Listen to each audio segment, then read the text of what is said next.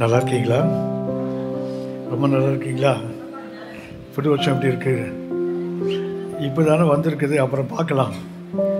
இப்போ தானே தொடங்கியிருக்கிறோம் இல்லையா? சரி, தொடக்கம் நல்லா இருந்தால் முடிவு அதை விட சம்பூர்ணமாக இருக்கும். நான் வசனம் சொல்லுது, ஆரம்பம் அப்போன்னா கூட முடிவு சம்பூர்ணம்.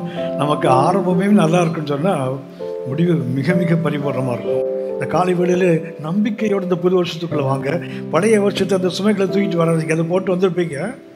நமக்கு வழக்கம்னால இறக்கி வச்சு மறுபடியும் தூக்கி தலையில் வச்சுப்போம். சரியா? அதனால் இந்த காலை வேளையில் நிச்சயத்தோடு சொல்லுங்கள், கர்த்தர் நம்மை மறக்காதவர்.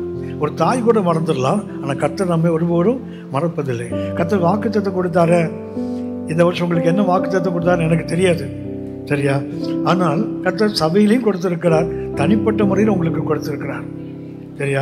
அதை நம்புங்க, அதை உறுதியாக பிடித்து கொள்ளுங்கள்.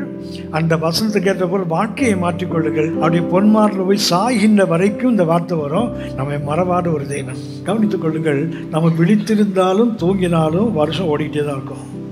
நாட்கள் ஓடிக்கொண்டே இருக்கு, யாருக்காகவும் காத்திருப்பதில்லை. ஆங்கிலம் சொல்லுவாங்க, காலமும் கடல் அலையும் யாருக்கும் காத்திருக்காது.